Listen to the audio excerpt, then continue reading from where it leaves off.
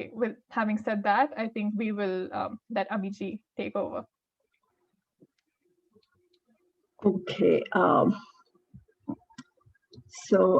Thank you so much, Hong Kong University, Vaishali Bharti, and the group Vedas, Heart and Soul, for having me here. Caste is an interesting topic. Whenever we talk about Hinduism or whenever we talk about India, caste is always a topic that comes up. And it's not always easy to discuss it because it's such a complex system. It has developed over so many centuries and eras, if I may say so. A few things I want to state upfront. The topic of the talk today is I'm not an untouchable, right? So there are, what I do want to state upfront is that, yes, there have been issues such as untouchability and oppression over certain segments of the people. And that cannot be denied, that cannot be justified. That is not the aim of this talk anyways. No society, if we see, has been totally, truly equal, yeah, especially if you're talking about ancient societies. So we should always strive towards more human dignity, towards equal opportunity for everybody, and that should always be the case. However, a few things need to be understood when we talk about caste, and that is what I want to do today, probably explain what is this Indian caste system, what it means in the indigenous terms, the words we use are Varna and Jati, to understand what was the conceptual framework versus what was a lived reality. Also, there will be questions around, did people move around the caste system? Was it a monolith? What happened over time? We talk about Indian civilization 10,000 years ago. So what happened over time? How did things change? How have we come to where we are? Who are Dalits? How did untouchability start? So we'll talk about some of these issues. And as all questions are welcome, so please keep your questions. If they are not already addressed, I'll take them in the end. So I have a few slides to share, and I'll share my slides with all of you now.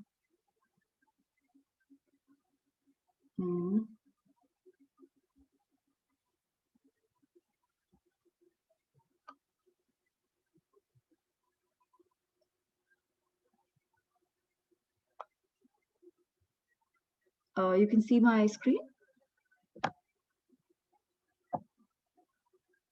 Yes, it's visible. Okay. Yes. So, division of labor has been a key characteristic of most ancient civilizations. And there was a reason for it, yeah, because man is a social animal. So what was the reason for division of labor? What was the reason for a civilization coming together, a society being made? So people realized over time that nobody is inherently self-sufficient. So if we look even today, right, for us to be able to live properly, there are too many agents working around us to give us the life that we are living. So it was understood that no one is inherently self-sufficient. Different people have different tendencies and different skills. So somebody might be good at using their hands and working. Somebody might be good at more of the intellectualizing stuff. Different people have different natures, and hence the kind of value, the kind of skill they bring to the society will be different. Now, in order for a society to exist and sustain, mutual dependence of all the citizens is very, very important. Not just important, it is needed. Only when there is mutual dependence, healthy dependence, can a society sustain, can a society come into being, and then it can sustain. The other thing is all kinds of people have to be accommodated in a proper, healthy society. Everybody has to be accommodated. Weak, strong, not so well-to-do, all kinds of people with all kinds of skill sets have to be accommodated. And then more the specialization of work, better is the productivity. In fact, these are some of the things we talk about today as well, right? This whole globalization thing. We talk about send work to the place which does it best. Send work to, say, probably India, offshore it, because the labor costs are lower. Yeah, do more value-added stuff in countries where there are high labor costs. Send manufacturing to China, because all manufacturing, they have done it over so many years. They have so many facilities, such scale that they can do it cheaper. So in that sense, this thought about how to make a society and how to make it more productive has always been there. It has been discussed extensively in this book called The Republic by Plato. This is like 300 BC. Yeah. So in 300 BC, Plato discussed when he was when they were discussing this in terms of the Greek civilization. And the Greek civilization, Mesopotamian, all these ancient civilizations had this different strata of people where they had the clergy, they had the nobility, the kings, yeah, they had peasants, and they had what a lot of them had was the slave class. Okay, now India has never had a slave class, but there most places had this slave class. In fact, slavery was going on till like 1900s. We know that even in US and Europe, yeah. So not just in 300 BC. In fact, even in medieval Europe, there was a caste system. In fact, the word caste itself comes from Europe. It is about how people were stratified based on their color, and they were assigned certain occupations. There were estates in France where different, they had very clear clergy, they had nobles and they had commoners. Yeah. So this kind of classes, which were also called caste divisions, have been there in the society, and for a good reason, so to say. Now, how did India see it?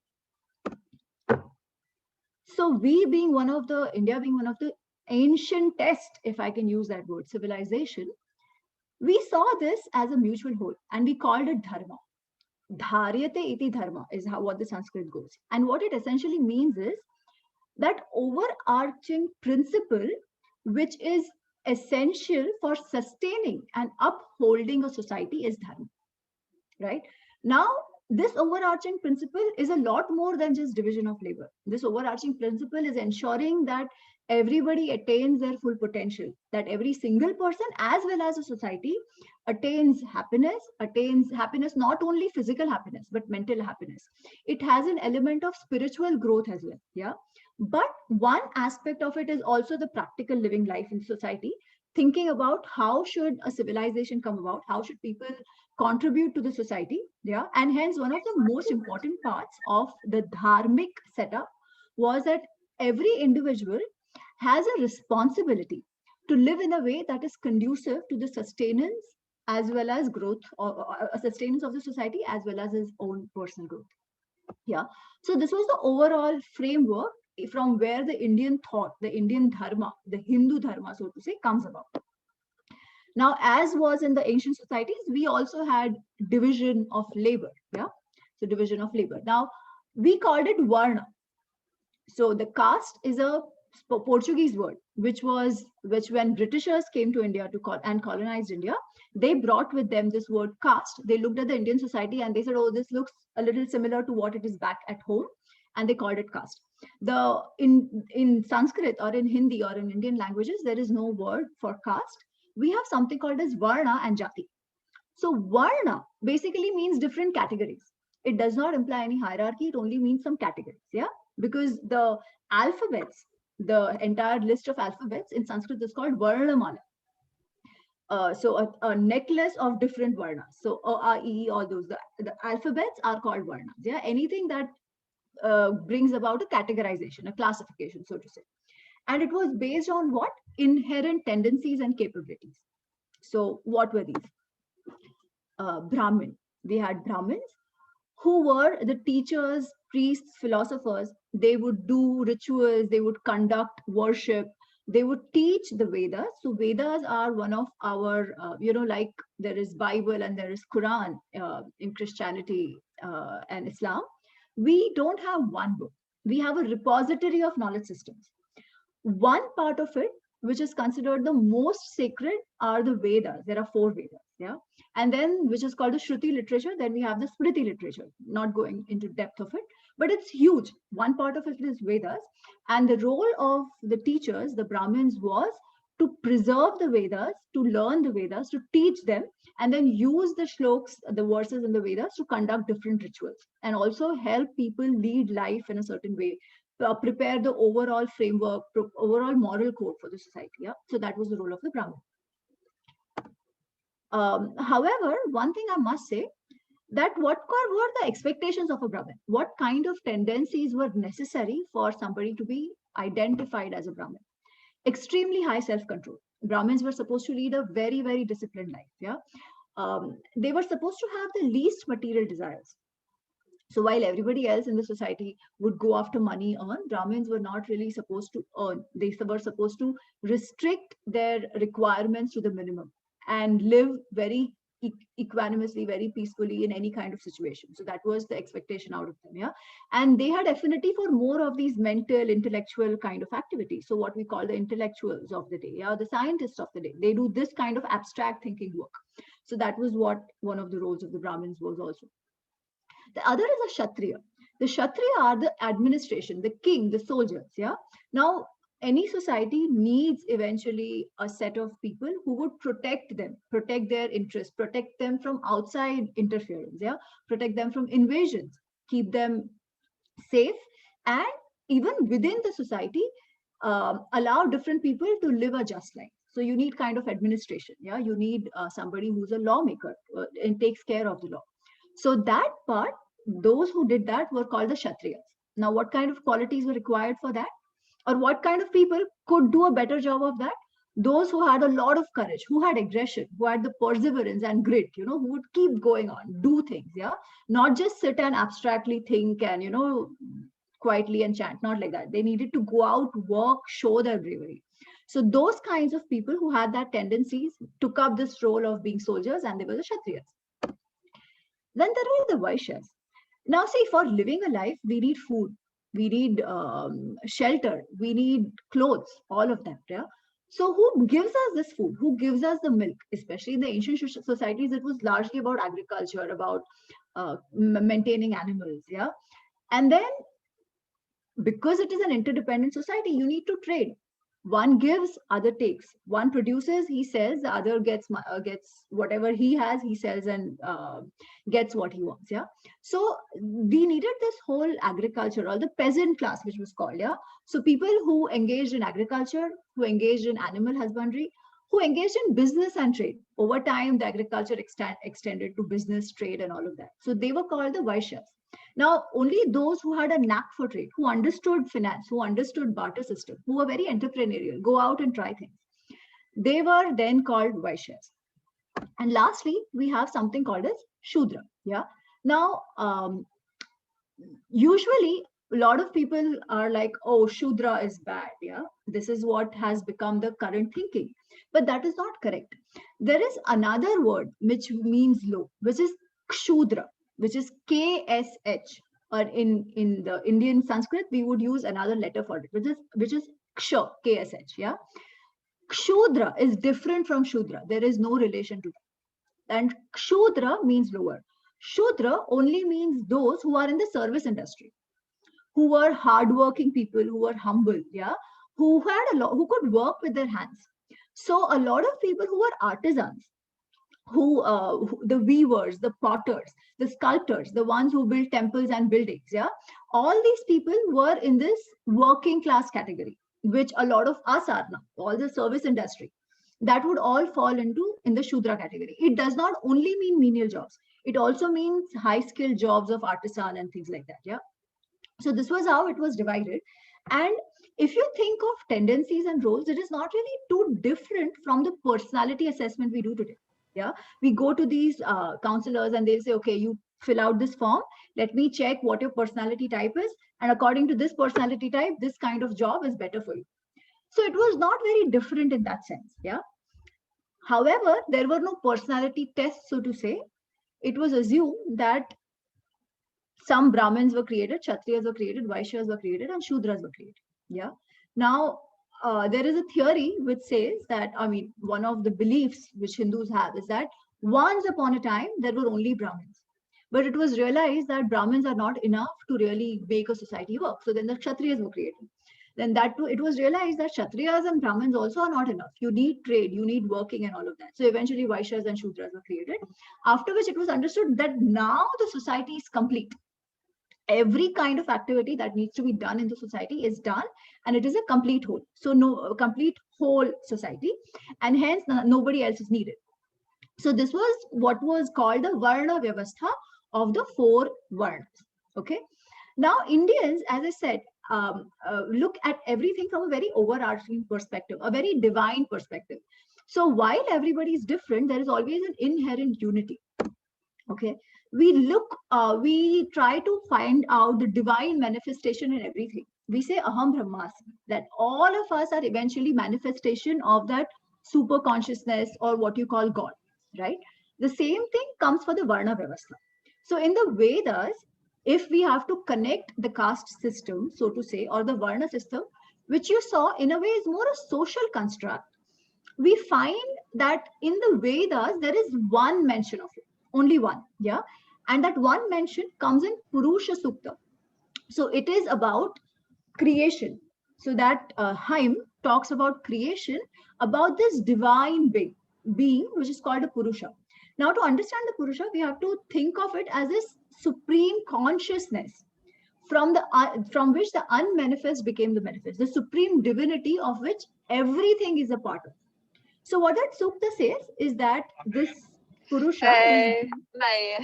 所以我而家係聽緊一個講座。Sorry, this Purusha is of 1,000 Sahasra Shirsha, Sahasra Pataha. So he has 1,000 heads, 1,000 hands, 1,000 legs, all of that. And from these different parts of the body of this being, different things came into being, right?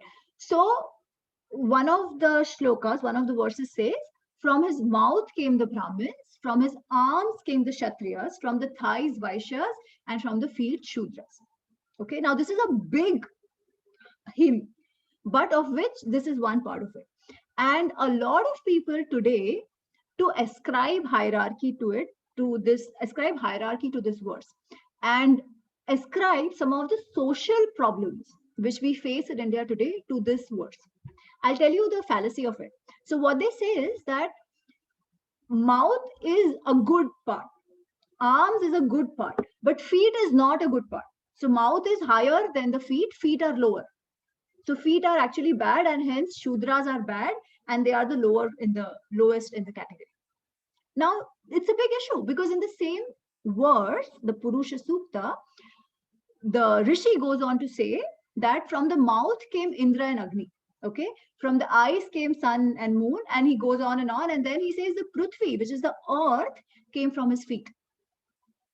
Now, by this logic, we can also say that, oh, Hindus think that feet are bad and hence earth is bad. But that is not the case. And there are other reasons, other proofs we have to say that this hierarchy actually does not exist, not at least from Purush Sukta.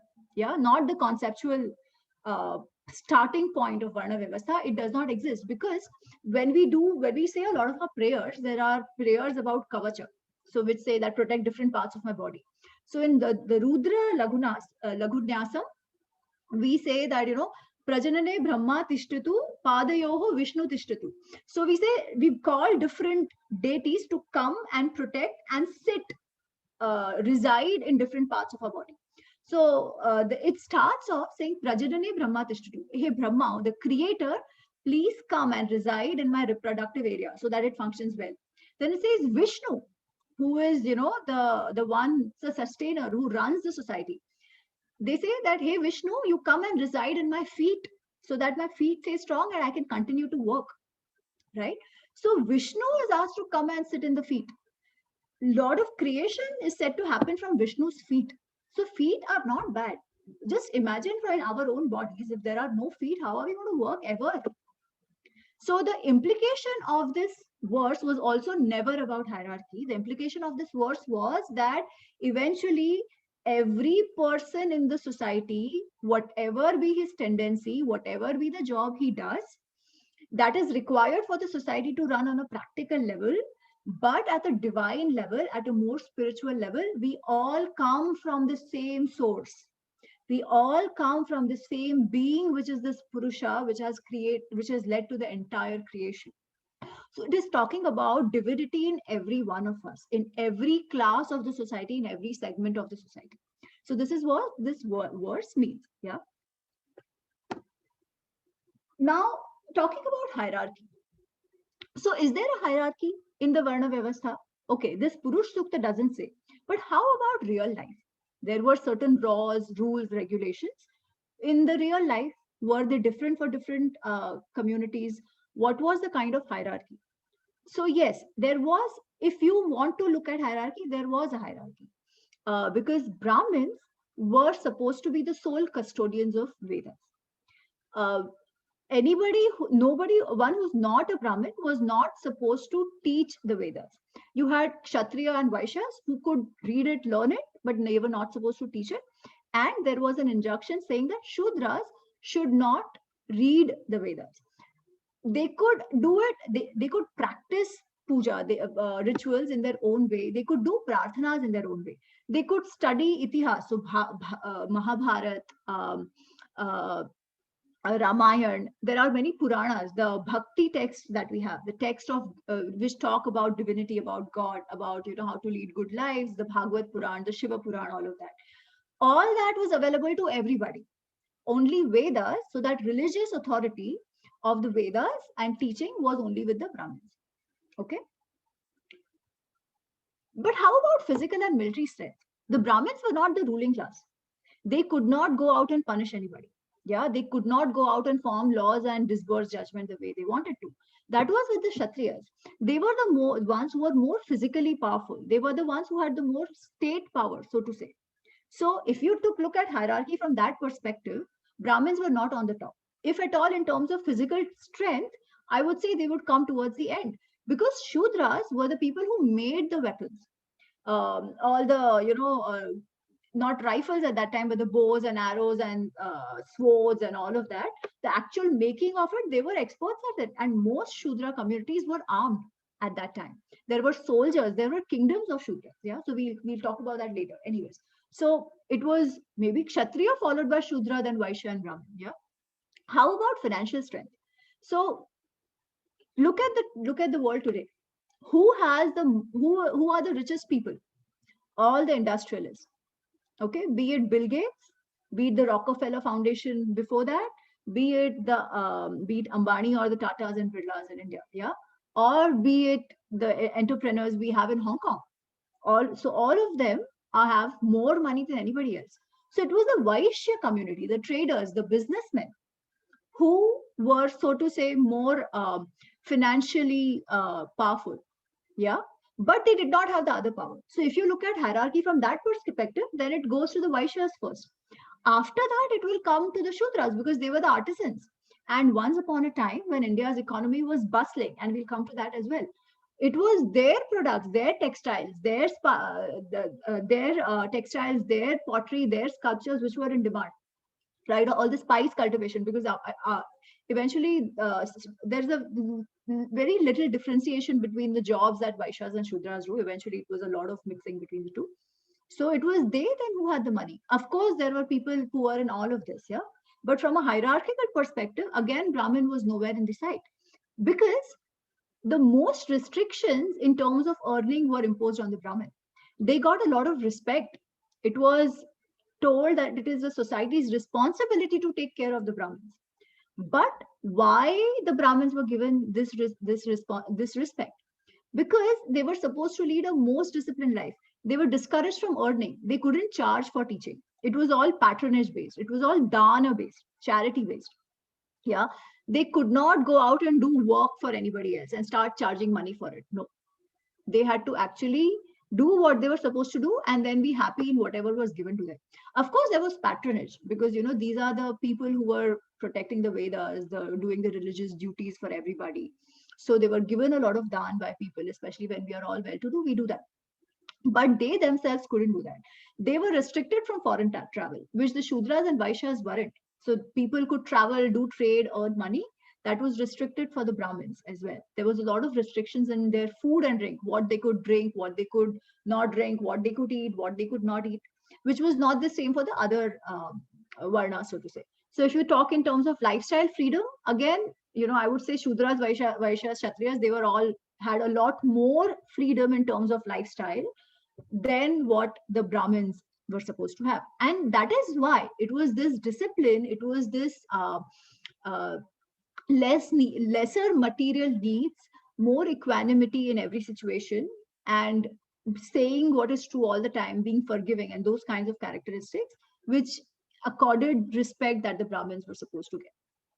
Okay. And what about access to spiritual wisdom? Was it only that, as some religions would say, that if you believe in me, or if you believe in this god, only then you can get heaven, else you are all will go to hell. Doesn't matter how good or bad you are. Yeah, you have no right to your own spiritual wisdom. That was not true in the Indian system at all. Anybody had the right to seek spiritual wisdom and spiritual growth. So the methods of yoga, the methods of tapasya, the methods of sannyas, they were open to everybody. These things which were for spiritual growth. Just that it was not from the Veda, but there were other texts which got that. There were other rishis and teachers who allowed them that spiritual growth, or they could seek the blessings of that guru to proceed on their path. They could seek wisdom from different sources and their own inherent atma, soul as well, for spiritual freedom.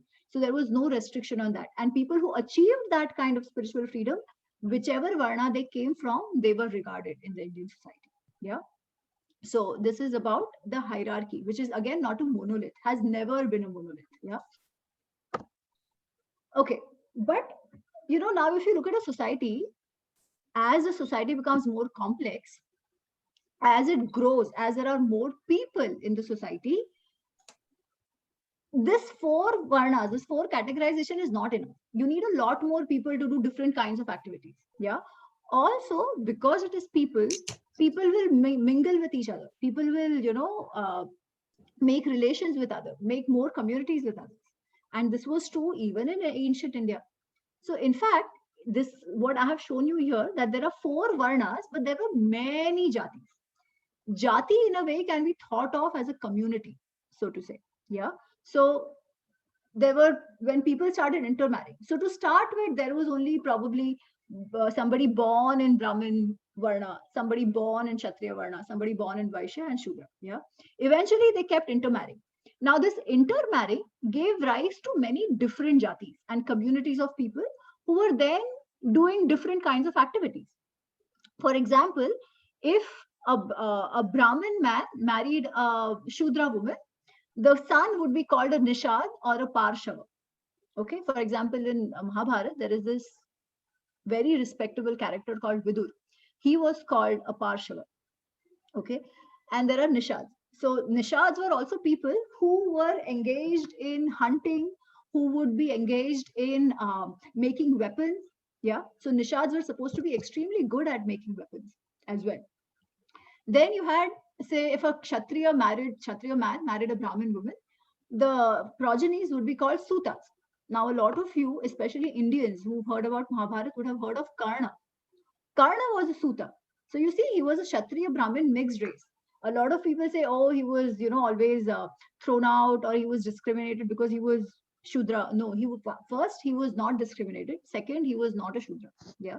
He belonged to the Suta class, which was a class where their key jobs were becoming charioteers of the kings. But they were also historians, they were also storytellers, they were also rishis, and there were also kingdoms of Sutas. They were warriors as well, yeah, because they also had the Kshatriya blood in them, right? So some of our most important texts like Mahabharata, it has, the way it is narrated to us today, it has been narrated by somebody of the Suta community. His name is Ugrashrava Sauti. Yeah, and there are many such texts. Anyways, so there were this intermingling kept happening, and there was then intermingling amongst the mixed jatis, and then different communities came together, broke up, vagere. So in 1900s, 1800s, 1900s, when the British did the first caste census in India, we'll come to that in more detail later on. There were about 3,000 jatis at that time. Yeah. So just you keep that in mind. Now, Varna versus Jati, very quickly, as I was saying, Varna is a more conceptual definition, a more broad framework. To start with, Varna would have been equal to Jati, but over time it changed, because Varna was supposed to be, was based on one's nature and conduct, and not only on where he's born. And there is a very interesting episode in Mahabharata, which is one of the historical texts which Indians refer to or regard as its history, in which Yudhishthir, who's a king, he's asked a question by Nahush, who's one of his ancestors, that who is a Brahmin? And Yudhishthir says that Satya Danam Kshamashiram. Any person who shows the virtues of always saying the truth, who's very large-hearted, very forgiving, always engaged in the right kind of activities, does not hate anybody, etc., etc., he's a Brahmin. But then Nahusha says, these qualities can be present in anybody. Somebody born in a Shudra Jati can display these qualities. Then are you saying that Shudra will become a Brahmin? So Yudhishthir says, yes. If a Shudra displays these qualities, if a person born in the Shudra Jati displays these qualities, he will definitely be a Brahmin from a Varna perspective. And a Brahmin who does not have these qualities will not be a Brahmin from a Varna perspective. He's only a Jati Brahmin. So there is a Jati Brahmin and a Varna Brahmin. Okay, so this comes multiple times in many different texts of India, of Hinduism. Yeah, that Varna is your nature, your action based. But Jati is where you are born. So now Jati is a very interesting concept. Yeah, Jati is a community. You are born in a Jati, right? You're born in that Jati. You can't change that Jati, so to say. Now, every Jati had a profession assigned to it for its subsistence. Now, think back. Productivity comes from more specialization. So a lot of these Jatis became more and more and more special. How? Because the work they did continued from one generation to other. The exposure happened much earlier in life for the people born into that Jati. And they became even more skilled.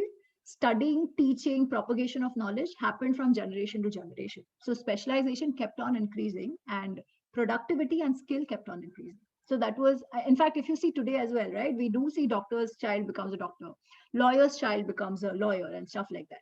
So that's how it became very, very, very hereditary. And all these communities which did similar kind of work came to be called under one Jati. Yeah. Now, Jatis are also not static. They have evolved over time. They have dissolved over time. For example, if an occupation was not needed anymore because of a technology, that Jati would start doing something else. Or because of whatever reason, that different people would go out, do their own thing, or intermarry and stuff, and that initial Jati system would collapse and form new ones.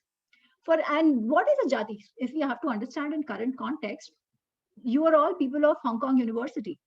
Even after you leave the university, there is an alum group of Hong Kong University students. So if you go to apply for a job somewhere and the person knows you are from the Hong Kong University and he or she were also in Hong Kong University, there is an immediate bond, an immediate affinity. It was the same for Jatis as well. Yeah, so Jatis had a lot of pride associated with it. They had a lot of social capital. They would help out each other. Yeah, they would stand for each other, help out each other. Why? Because there were many specific customs for that Jati. There were specific traditions. There was a specific kind of lifestyle that these communities followed. Yeah, and this part is true even today. So even today, the Jati identity in India is quite strong. Yeah, Varna is different altogether, but the Jati identity is quite strong. Even today, marriages are preferred in the Jatis. Yeah. Again, it becomes just simpler because your lifestyle is same. You know what the traditions are. You know what the customs are. Though the profession and the Jati linkage is not so strong anymore. With changes in technology, globalization, changing world around the globe, profession are not so hereditary anymore and not even Jati based. This has changed over time. But the Jati identity still continues. Yeah. And it has a lot of positive to it, as well as it leads to also conflict. It has led to some kind of conflict as well in the society. There is a book called Caste as a Social Capital by this professor of IIM Bangalore, Professor Vaidyanathan. It's a must read to understand what this caste, Jati dynamics has been in India.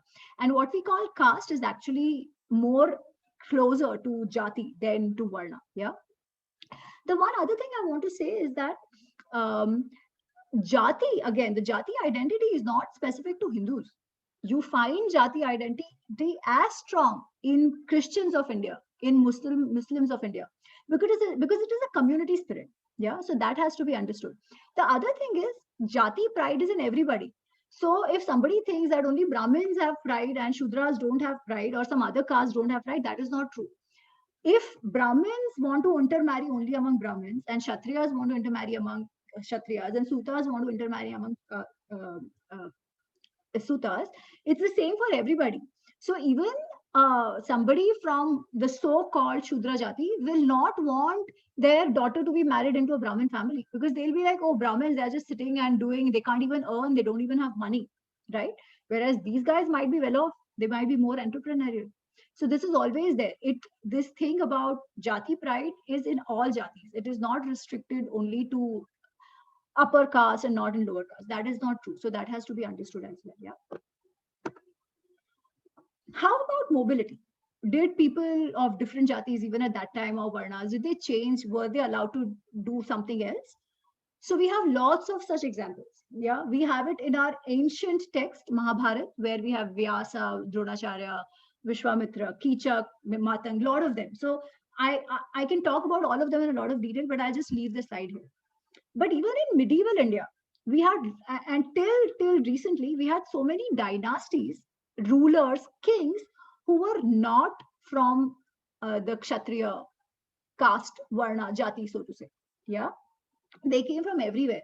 For example, Mauryas, Chandragupta Maurya came from a family from a community which took care of birds and peacocks. The More, that's from where the Maurya comes. Now, some others say, no, he was a Kshatriya, but by and large, the understanding is that he wasn't. Yeah, the Shungas were Brahmins, the Nandas were Vaishyas.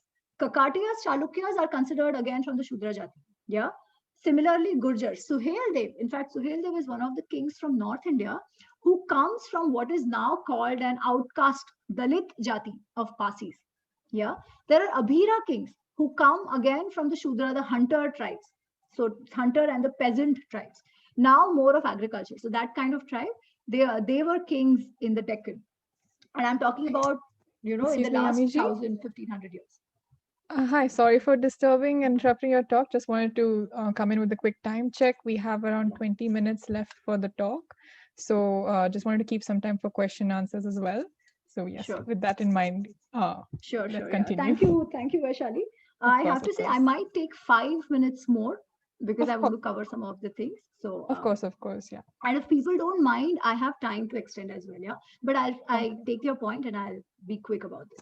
So anyways, the point of this slide is that there are a lot of examples, and even today, if you see, some of the most followed spiritual leaders in India are also not Brahmins. For example, Sadhguru Jaggi Vasudev. Yeah. For example, the Nath Sampradaya, from which Yogi Adityanath comes, or Nisargadatta Maharaj, whose work on yoga is spoken about the world over. So even they are not from the Brahmin Jati, so to say. They come from other Jatis of India. Yeah. So, and there are other Sampradayas where everybody is welcome. There is no distinction whatsoever. They will teach. So when Arya Samaj, everybody is taught Vedas. So there is no restriction on that as well. Yeah. So India has never been a monolith. Of course, there have been people who will be more orthodox. There will be other people who will not be as orthodox. So this friction between these groups will always go on. But eventually, everybody was allowed to be what they are. Nobody was killed for having a contrary opinion or anything like this. Yeah. And that is why we have so many smaller groups who follow their own thing. So never a monolith, has to be remembered. One other data point, which is very interesting, because it is always believed that only Brahmins studied, nobody else was allowed to study. And it was even worse in the 1700-1800 centuries. Yeah. So this is a snapshot of a data from British archives from 1823. So this was just 50 years after Britishers had come, and they were trying to understand what the Indian education is like. The English education was not yet introduced, which the Britishers reformed, the education system which Britishers reformed, the Macaulay reform, which is called, it was not yet there. This is before that, yeah. Now, what I want to show you is this. So this is about a survey done in some parts of south of India.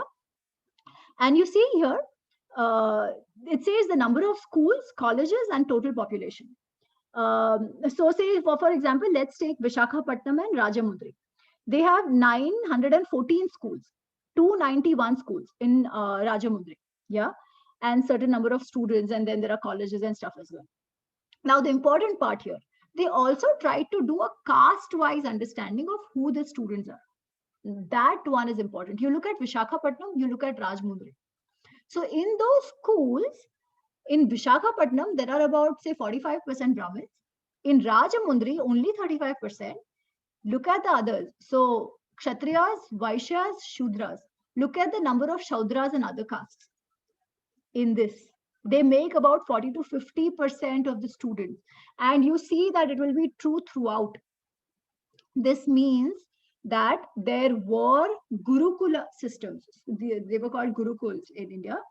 Systems where everybody who wished to read, write, do mathematics was sent, irrespective of the caste, the jati, the varna that they came from. Okay, so this is for the schools. This was, I think, up to 16 years of age or so. What did they learn? They learned reading, writing. So they learned Sanskrit, they learned their local language, say Telugu, Oriya, whatever. They learned the ancient texts, Itihas, Mahabharat, Ramayana. They learned Ganit Shastra. So a lot of mathematics. They learned Panchatantra and stuff like that. So they were the main text. So, you know, Ganit, mathematics and reading, writing and everything related to reading, writing, related to literature, Itihas, Dharma Shastra, some part of it and all of it. Now there is more information of it. What about higher education? Yeah. So higher education is also interesting. In colleges or in Gurukul, the higher Gurukuls, the Vedas and Dharma Shastras were learned typically by Brahmins. However, there were other topics like Ganit Shastra, so astronomy, astrology, and medicine, which were learned by everybody. In fact, in medicine, there were more non-Brahmins than there were Brahmins. And there was one jati of nice barbers who were actually considered really, really good at it. Because, you know, they had a knack with their hand, with cutting and stuff. So they were actually considered very good at doing the surgical kind of procedures. And they actively learned that as well. Yeah. So this is about 1800s. Now we haven't spoken about untouchability and Dalits till now. So let's hear it from one of the most prominent Dalit leaders of India, Dr. Babasaheb Ambedkar. He tried to understand where did this untouchability start. So he has this book called The Untouchables. Who are they and why they become untouchables? I would recommend anybody interested in this topic should read that book. Yeah. So he made a few observations. He says there was no untouchability practiced in the Vedic or even post-Vedic times, which means untouchability has nothing to do with Hindu dharma, so to say. Okay, because none of the religious texts sanction it. Second, he says, in fact, up to 600 AD, there are not any instances recorded where untouchability was practiced. It was only after 600 AD that some of these things start popping up. And then we know later on that when the British caste census was done, that there were about 400 jatis out of those 3,000, which were considered, so to say, outcast, untouchables and stuff like that. But you don't find them up to 600 AD. So all these 400 jatis were created much later. Yeah. So what happened after 600 AD? We'll see that. Second, he also says that untouchables are not racially different, because there is this theory which was brought in by the German and British Indologists at that time, that the lower caste, the Shudras and the outcasts, are all Dravidians, and the high caste, the Brahmins, Vaishyas, Kshatriyas, were all Aryans, and Aryans came and occupied, and these are different people and different races and all of that. And he says, no, that is not at all true. So because he says that the Sanskrit meaning, the translation of Sanskrit done by these guys is wrong. But to call these guys, to call Dravids and to bring in this Aryan Dravidian theory. So basically he says there is no such distinction. There is no Aryan Dravidian divide in communities. They are all the same. He says again, the Dalits, so to say, the outcasts who were created, do not mean Shudras. They could have come from any jati. They could have been Brahmins, they could have been Kshatriyas, they could have been Vaishyas, they could have been anybody at one point in time. But they broke off from their community for various reasons. Some of them being they started eating beef. They started doing jobs which were not sanctioned. They went and married somebody who was not permitted. So some of these jati rules were broken and they were thrown out. And these guys who were of the same area or whatever, they all got together and they were all then called outcasts, which then eventually formed their own groups. Yeah. He assigns this to another phenomenon, which is the Brahmin-Buddhist conflict. Again, there has been no examples for that to prove that theory of his. But what his observations are pretty much bang on. Yeah. What else? The word Dalit doesn't come from the Hindu scriptures. It was first brought in use by Mahatma Jyotirao Phule. And what else? As I said, Indian community has never been a monolith. So Baba Saheb's actual surname was Sakpal because he came from the Mahar community, which was called untouchable. But what we must also remember is that Mahars are actually soldiers who fought in Shivaji's army. Yeah.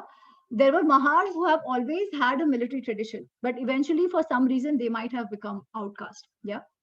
So his surname was Sakpal. He was given the name Ambedkar by one of his Brahmin teachers.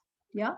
His foreign education was funded by another high caste, Sayaji Rao Gaikwad. His second wife, who actually took care of him on his deathbed, was also a Brahmin. In all the works he did, there were a lot of people from across castes who have helped him to fight, this ills of untouchability that had crept into society. So there has always been people who have supported it, and there have always been a more orthodox school. Yeah. So what happened after 680? Why did things start changing? Few important things. The Islamic invasions began in 700, 800 AD. Then over time, the fights continued, and then Mughals became entrenched in parts of North India in about 1500 AD. Yeah. Then Aurangzeb rule happened up to about 750 AD, and then the Britishers came. So of course there has a downfall, or the downfall is already happening in the Indian economy. So this is a chart on the world economy, starting from 0 AD, yeah, 1 AD, whatever. So this is how it was. India was actually 35%, 30% plus of the world GDP, and it kept falling down till after the Britishers came in 750s. There is a drastic jump down there. Okay, Utsa Patnaik has done a research, and she says that over the 200 years, British looted $45 trillion from Indians. And you see the parallel graph of what happened to the European economy. If British was carved out separately, you would have seen a direct correlation. All the money siphoned off from India, gone into Britain. Yeah. And now we are talking about a civilization which was actually so well to do, first marred by barbaric invasions from Islam. Everybody in India had their own jatis and everything, but they were free to do what they want. However, there were certain things not done, like eating beef. Yeah. What the Islamic invaders did is that they forced people who resisted them to eat beef, so as to convert them. They forced people to do things which typically were not done in India. For example, we have this community now called the Bhangis, okay, which do the manual scavenging kind of job. When you ask them how was the community formed, it is they who say that actually we resisted the British and they forced us to do this job if we wanted to remain Hindu. Yeah. So some of these communities came about during the Islamic time. Some others came about during the British time. Now, again, I want to say one more thing. The communities came about, but the untouchability was practiced by Indians. So we can't escape blame. Yeah. We know our people were forced into doing things which they didn't want to. It was our responsibility to actually absorb them, not throw them out even more. But what started happening was that we were under so much stress due to this entire economic collapse that the society itself was broken. Everybody was looking out only for themselves. We became more and more internally focused, right? So there are aspects of economy, but there is another aspect of the caste, the whole caste narrative that came into play after the Britishers came. So what was it? Let's look at it. The Hindu caste conundrum. When Max Miller, he was one of the German guys also working with the British, he was a missionary who wanted to convert Hindus. Yeah. So see what he says. This is about the 1800s. If we ask Hindus whether the laws of caste are a part of the religion, some will answer they are, others not. Under the circumstances, we must clearly decide the question for ourselves. So we should tell the Hindus whether caste is a part of the religion or not. We need to educate them. They don't know anything. Okay. Then Suzanne Bailey, who was a professor in Cambridge University, she says that the current manifestation of caste that are more generalized across the subcontinent, that was not so in the previous times. What we understand today is a much recent phenomenon. These are what these guys are saying. Yeah, this is not what I'm saying. So what happened? Let's see. When the British missionaries came, they wanted to convert, and the administrators, this East India Company came, they want to rule us. So when they came here, they faced resistance. Yeah. So one of the priests, Joseph Roberts, he was trying to convert people in India, and he says that the solemn fact that the next love of sin next to the love of sin, caste is the great barrier in India between pagans and the Christ. It is because of this caste, everybody has so much affinity to their jatis that we are not able to convert them. So please do something about it. Let's understand this phenomenon better. Yeah. And then Lord Canning, who was the viceroy, after 1857, when there was this first war, first mutiny against, armed mutiny against the British, smaller were always happening. This was at a much larger scale. He said that if we have to rule these people, we have to do it in a way that we can divide them forever in religion, caste, whatever. And we should tell them that we are actually we have noble intentions and they do not suspect our motives. So what they wanted to do, divide, rule, convert. And for that, they needed to understand caste, and they needed to tell us that all your castes are different and you all have different identities and you have different races and all that. So they came up with the British caste census, first ever. Yeah. And when they decided to do a census to see how many people are Brahmins, Shudras, Kshatriyas, they realized that people don't even know what Varna that Jati belongs to. Okay, so people had Jati affiliations, but not so much Varna. They didn't even know what the Varna was. Also, the professions had changed. So, getting help from certain Indians, they started force-fitting people into different Varnas. Okay, not just that they force-fitted people into these four castes. What they also did is they said that whoever is Aryan, the higher caste will be Aryans and the lower caste will be Dravidians. And how did they prove that? They started measuring the nose. So the ratio of the nose, they took that because, racial science was at its peak in 1900s in Europe. They were obsessed with this race. So they started measuring people and they said, all the lower caste ones who have so kind of thing are all Dravidians and they are not Aryans. So these people are not only divided on caste, they're also just different. And the Aryans have oppressed the Dravidians, and this whole story was created, and missionaries even impose certain stories on it. Yeah, there are so many source stories going around which have no source anywhere. Again, they were able to do this successfully because already there were certain fault lines in the community. So we as Indians also cannot escape blame for allowing them to get so deep into us, because we practiced untouchability, so to say. We created this outcast. Even if whatever be the reason, we should have been more open-minded. But then again, this kind of torture, both economically and socially, led to a lot of stress in the Indian society. Yeah. So who was the guy who did it? Sir Risley. And see what his Wikipedia description says. He is notable for formal application of caste system to the entire population of British India. Okay. So you see, before that, it wasn't all ancient societies, medieval societies, Britain, they all had the castes, different forms. But eventually, with technology, with economy and all of that, it ran its course.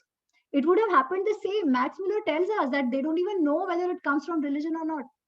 But instead of it running its course, the colonialist made it even deeper in the Indian subconscious, in the subconsciousness. Yeah.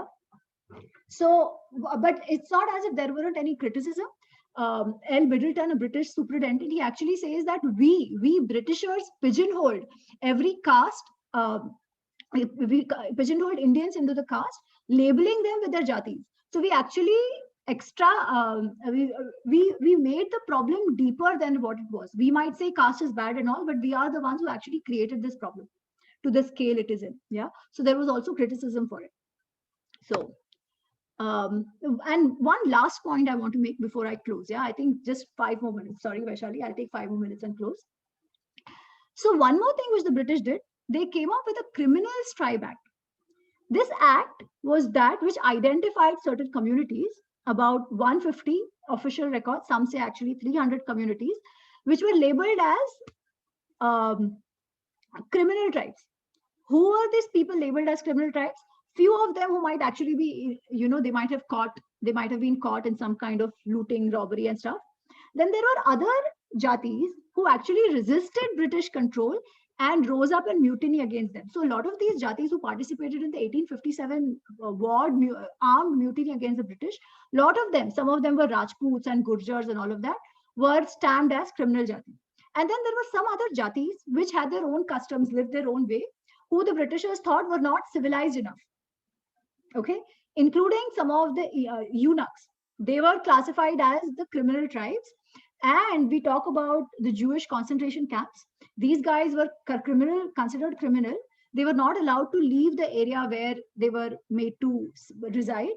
There was compulsory registration. If they had to go out somewhere, they had to take permission. They could be arrested whenever they want to. And there were reformatory settlements to reform the kids of these people. So they were taken away from the parents at 4 years of age, 4 to 18. They would be kept in this camp run by missionaries to reform them, basically to convert them. And only in 1949, after India became independent, was this act repealed. And these people were not called criminals anymore. But you see the psychological impact that it would have created, not only on these people for whom it would be immense. Even today, people are suffering from that stigma. But even for Indians who were anyways colonized, anyways had become inward looking, they had gone from being rich to being completely abject poor, living through famines, living to survive every day. It was very easy to break us by labeling us into different categories. So a social construct which was there, which would have run its course, became deeper and deeper and more aggravated because of the invasions that India went through after 600 AD. Yeah. So this is how the caste systems have evolved and where we are today. But after independence, I must say, a lot of things have started changing. People have understood. The person who wrote our constitution is Baba Sahib Ambedkar, a Dalit, a previous untouchable, so to say. Yeah, we've had two presidents who come from the lowest strata of the society, K.R. Narayan and the present and our current president, President Kovind. Yeah, they are both from the lowest strata of the society. Not just that, our Prime Minister Narendra Modi, he comes from what is called a Shudra Jati, of people who extracted oil. And there have been many such leaders. There have been many people who are in the judiciary. In every segment, every profession, there are people coming from the so-called lower strata and doing well for themselves. We have had reformation, we have affirmative action to help some of these people to do a historical wrong that was committed on them.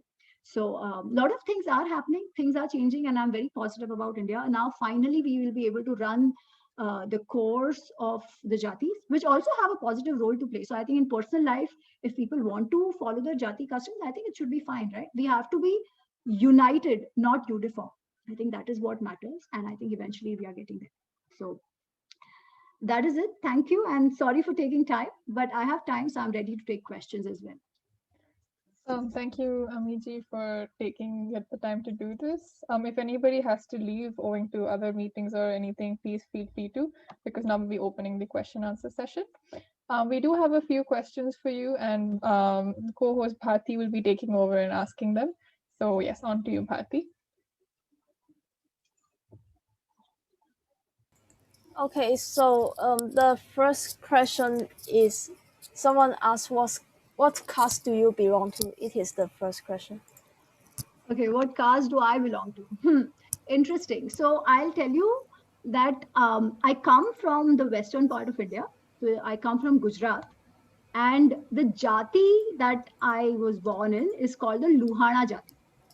Okay, we call ourselves Halai Luhana. So even in Luhana, there are multiple sects, but I come from the Halai Luhana, which for years have now been engaged in, say, agriculture and that kind of thing. Last two generations of mine have actually been in Mumbai doing what is it called, the service industry work. And originally, they say that if we trace it back, we must have been one of the Kshatriya clans who came from Pakistan. So current day Pakistan, from Lahore area. So that is what my entire thing is.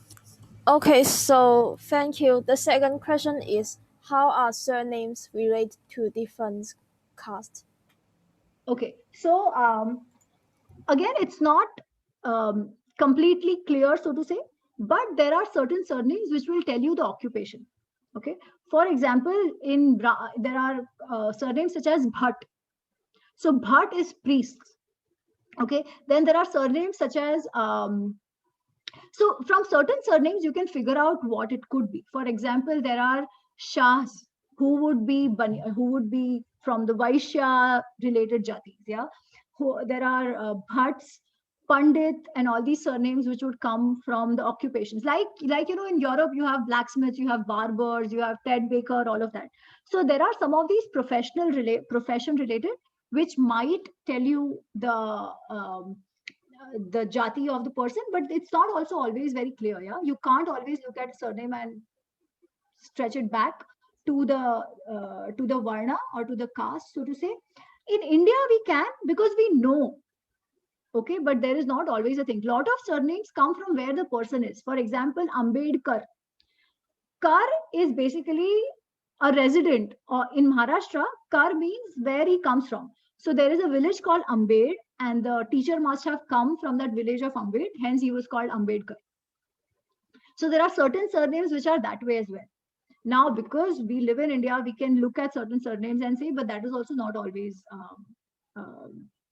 correct.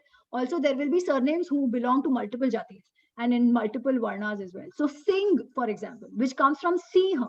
Siha means tiger, lion or tiger, yeah.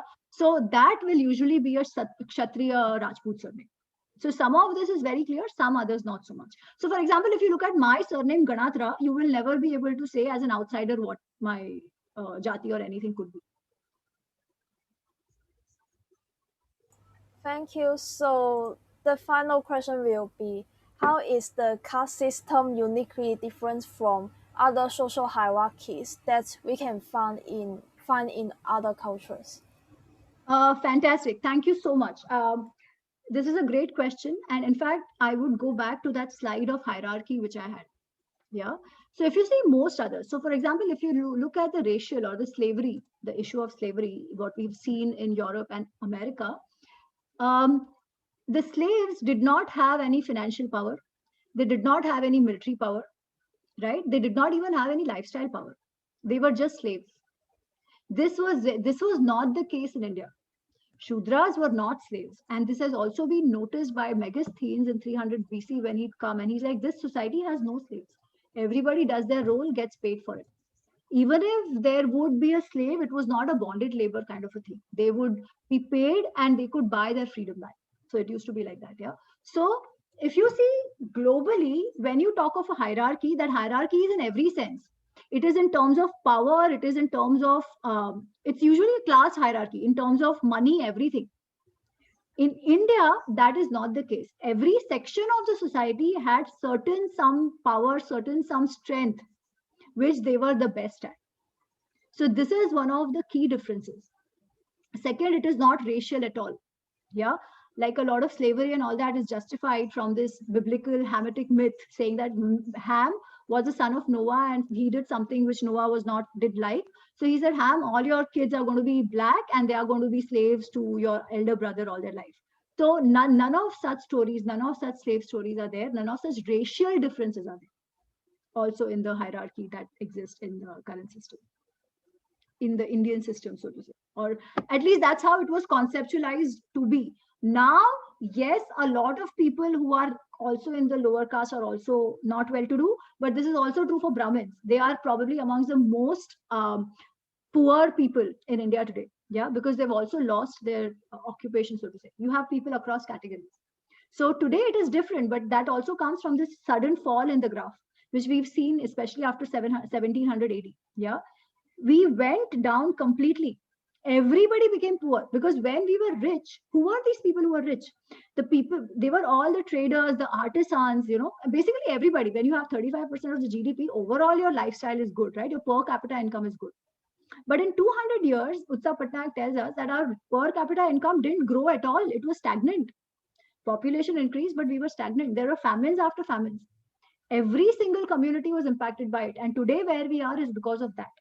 Right? So as a conceptualization, I'm talking about the differences. Okay, thank you. So there is a question in the chat box that a participant asks, so if a surname that is outside the caste system, then does it mean that he or she is outside of the caste name system? And will that person be free of the hierarchy judgment? Okay, so once again, there is nothing like outside the caste system. all Hindus are a part of it. Yeah, all Hindus are a part of it. The hierarchy is superimposed, as I just explained. Yeah, this creation of the fifth separate category, so to say, because they don't consider themselves outside. But this whole separate creation happened also in the census, where they said, okay, all the practices of these guys are a little different, hence they don't belong anywhere else. And then some others who Britishers couldn't fit anywhere were put in that category. Yeah. So they themselves don't consider themselves as not a part of the Hindu society or anything. So in that sense, this question itself is not completely valid. Now, if a person is not a Hindu, then it's a different thing altogether. However, in India, as I mentioned, even in Christians and Muslims, you will see caste. Even in Christians, there will be certain Christians in Goa who will say, no, no, we are high caste Christians. We will not marry low caste Christians. In Muslims, even it is even more underlined. There are ashrafs and there are pashmandas. So what they say is that some converts who are from higher caste and who came directly from Arabia, they are all upper class people. And every other commoners who converted to Islam or who were forced to convert to Islam were all Pashmandas, and they don't intermarry. Yeah. So one is the hierarchy, which is in the religions itself, where they say that if you believe in this God, then you are us. If not, you are them, and you don't have any access to any kind of spiritual salvation or anything. One is that. And second is this, within the Indian society, this kind of division of caste from where they were converted. So it's a very interesting phenomenon. So nobody is outside or inside, so to say. It's a Hindu society. And somewhere now, what he's saying is, and especially from the surname, you can't say at all, because surname could mean a lot of things. Okay, so thank you so much for everyone's participation. Our event ends here. And finally, we would like to extend our sincere gratitude and thanks to the Common Core Department of the University of Hong Kong for helping us for this event. And we would also like to acknowledge the Postgraduate Students Association of HKU and the other organizations and individuals who have supported our club HKU Readers Heart and Soul. We are deeply grateful to Ms. Ami Gantara for taking the time to talk to all of us about this matter and sharing her research about it. I'm sure we all had something to gain from this event. This was the last event this semester, but in the next semester we have Synergy, which is an event where we discuss how Vedic knowledge is incorporated into today's finance sector. If you are interested in body, mind, spirit wellness and want to become a part of our team, please email us at hku.inreaders@gmail.com. Finally, thank you to everyone who joined us today. We appreciate your participation. Thank you, everybody.